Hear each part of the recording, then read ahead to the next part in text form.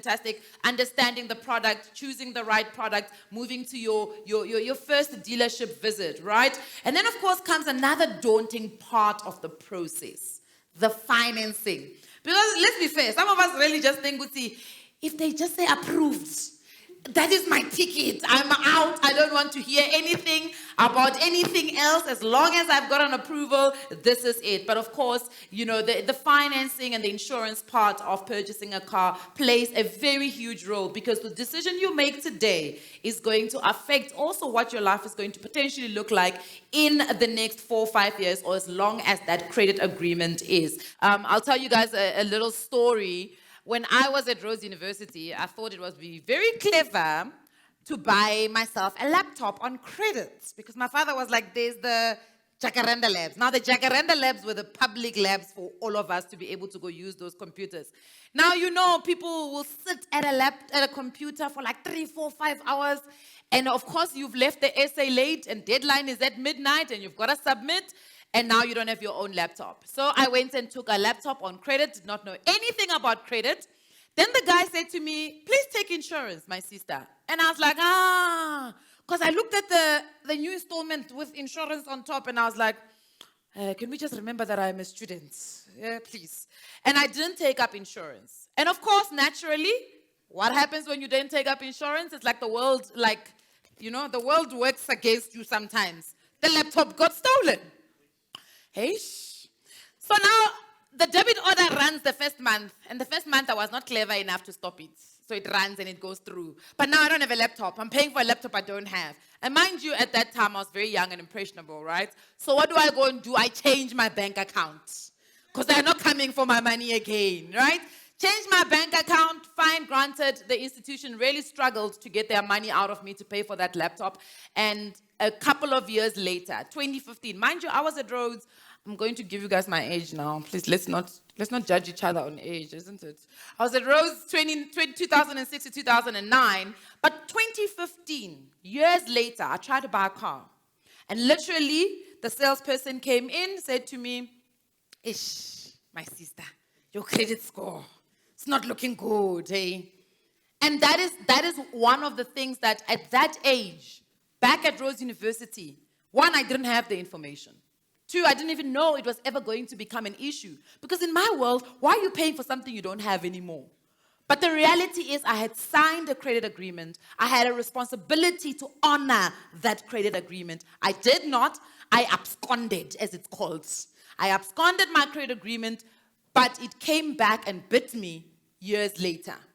So the terms and conditions of my credit agreement in 2015 were not favorable to me. When I looked at how much I ended up having to repay back, it was such a shock for me, because I then did a lower interest rate to check how much I would have paid if I had a better interest rate. And the difference between there was just enormous. So building up your credit record and building up your credit status in your profile is so important. It makes Beverly and her department's life a whole lot easier. And the reality is, many of us, we do this thing where I'm going to buy a car in 6 months, so I'm going to start fixing my credit record. You don't fix your credit record for the sake of purchasing something. You fix your credit record because it puts you in a better positioning to get favorable credit or access to credit. So I want you to please help me put your hands together for somebody who's just so dynamic. I literally met her this morning.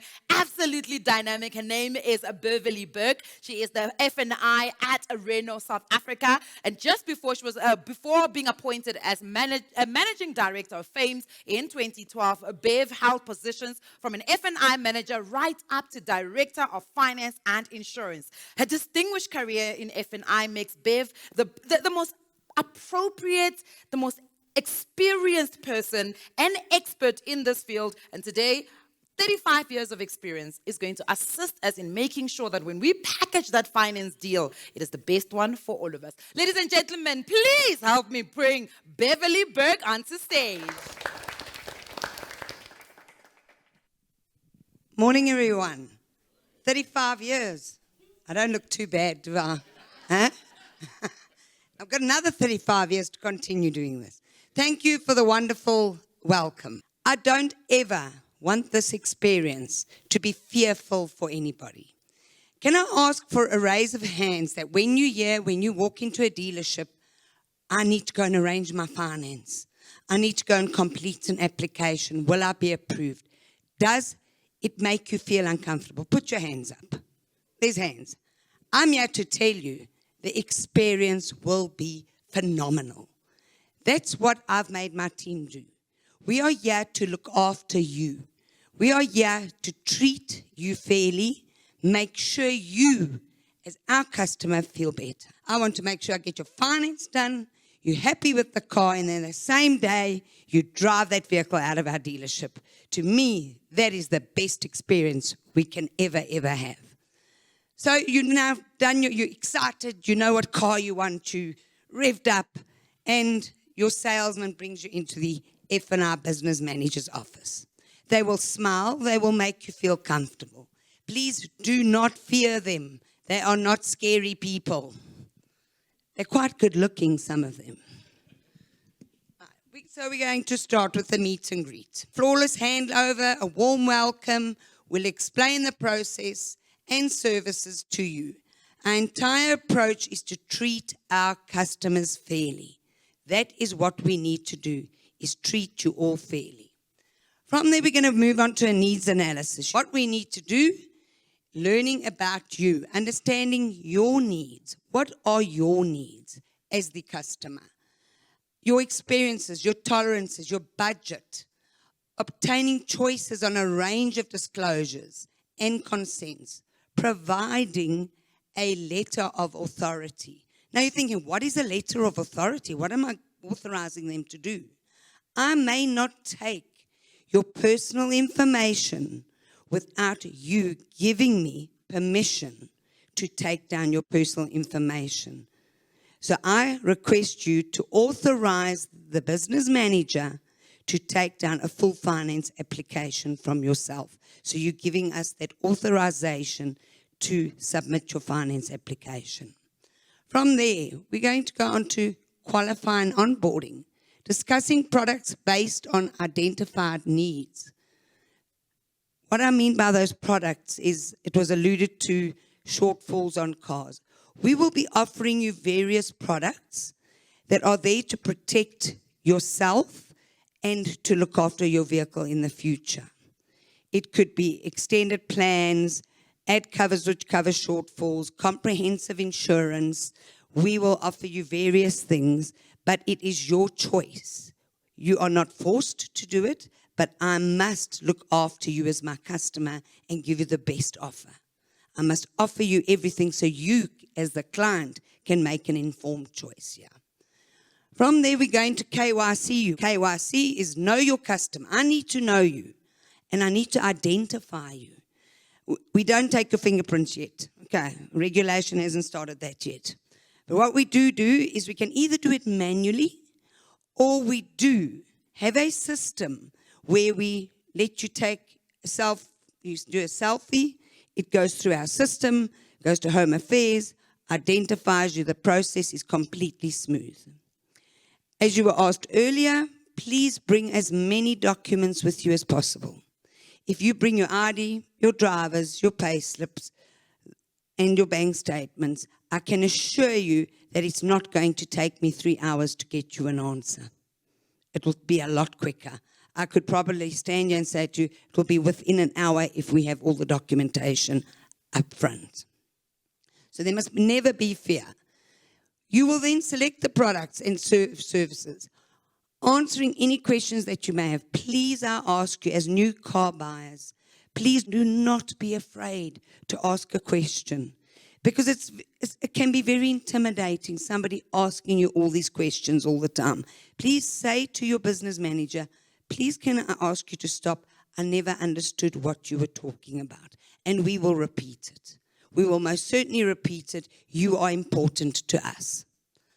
From there, we're going to go into the closing. We're going to make you feel safe, as well as the car. The car is safe, and we're going to make you feel safe. Finalizing, choosing your bank and documents, confirming your chosen products and services taken, ensuring all products are right and that you are happy. Recording the above on a record of advice. So we would do a record of advice advising you on everything we have to offer you, making sure you feel comfortable with that. And you will go through those documents with the F&I business manager, and we will ask you, are you comfortable or do you have more questions? We are going to submit the whole finance pack. We've asked you all your documentations. We're now at the financing stage and submitting it. Everything is electronic. We're going to submit the finance pack to your chosen bank. You may say to the F&I business manager, I bank with Bank A. I would like you to please submit my finance to that particular bank. If you say, I would like you to submit it to 4 different financial institutions, we will do that as well. Our job, as I have said to you, is to treat you fairly. Our job is to get you, the first-time buyer, the best deal that we can get you. So if I've got 4 different bank podiums, and that would be the approval, because I'm not going to stand here and say your deal's going to be declined. I'm passionate and I'm positive that we can get deals approved. We will then give you the choice, because Bank A may give you a certain rate, Bank B may give you another rate, Bank C may ask for a deposit. I will then present this to you and say, we have got you this great deal through Bank C that is giving you an incredible interest rate, an incredible installment, and it's within what you want to buy. The installment, the products, everything you asked for is within your financial needs. You can afford it. The affordability is what you required. From there, we are going to move on to the follow-up. So we've done the finance, we've done the VAPs, we've submitted it, we've got a positive answer. If I get a negative answer, I'm going to go and sit with the sales manager at the dealership and say, how can we make a deal for our customer? The bank has requested this. Do we have to look at another option? Do I need to look, and a question will be asked about a balloon. Do we need to get the bank to lower their interest rate? So we will then work that deal to do our very best to get that finance. We don't just leave it alone. We will work on that deal for you and let you know what is required to get you into a vehicle. We're going to then follow up, getting ready to finalize the deal, obtaining any outstanding documentation from you, setting up a fitment and speaking to the dealer about when your car will be ready. We will make sure, is the vehicle ready? Is it on the floor? Has it got a big bow and balloons on it? Can we sign up our customer? That's what we want to do. It's the most exciting part of our day. You're coming into our office. You should be comfortable by now. I've explained everything to you, all the documents, everything. Please make sure, once again, the F&I business manager goes through every part of the contract with you, from the cash price to the extras you purchased, to the interest rate you received, to what your installment is, to the value-added products that you chose. Anything you don't understand, you ask them to please repeat. It's very important that you understand when you walk out there, you understand exactly what you signed, and you, the customer, are happy and comfortable with what you signed. Now comes the time. My new car is here. Signing all documents, agreements, policies, reconfirming your chosen products and services. Actually hand you back to the salesperson and say, we are completed. Please deliver the vehicle. There's nothing more passionate and exciting to me than getting people who have never purchased a car before into their first vehicle. And I know I will see them in the future, and they will start with that vehicle, and eventually I will see them in a bigger vehicle. They will be married and have 4 or 5 children, and they'll be buying even a bigger vehicle, and we will arrange that finance for you. So that excites me. It's our passion. We're here to treat you fairly, and you have many choices, and the choices are yours with which bank you want to deal with. Thank you very much. Thank you so much, Beverly. Please do join the hot seat. Got a couple of questions for you. Really exciting. You may buy property, then you're going to be buying a car, right? In property, there's an opportunity to do what is called a pre-approval. So what would be the alternative? What quick math can a person do before they even visit the dealership and sit in your office in terms of their affordability? Our business managers are very qualified to see whether the affordability is in line or not. If the affordability is not in line, they will certainly say to the customer, could we possibly go back to the salesperson and possibly we need to remove 1 or 2 extras that you have purchased on the vehicle. So they are qualified to do that for them. I like speaking about those extras that you just spoke about, right? So you spoke extras now on the actual vehicle. Let's talk finance extras, things like your warranty, your service, your maintenance, shortfall. Can you talk us through some of those things? One of the very important things in any vehicle is a shortfall insurance. You're financing a vehicle over a period, on average nowadays, is 72 months. And you're buying that vehicle and you're charged an interest rate. So in the first year, you owe a lot more money. You write that vehicle off in the first 6 months, and I've sold you what we call a shortfall cover. You will then get covered by your insurance company, and the shortfall cover, there will be a shortfall. They will cover that shortfall for the customer. So therefore, the customer can go back to the dealership and purchase another vehicle. And it's not just shortfall, you get what we call a deposit cover. Yes. A deposit cover, you don't even need to put a deposit down. You do your finance with no deposit. Now you've taken your shortfall and a deposit cover. If you write that vehicle off, you're going to get 20% back of the original value of the vehicle. Oh, wow. So you're walking away with money in your pocket as well. So that brings customers back into the market.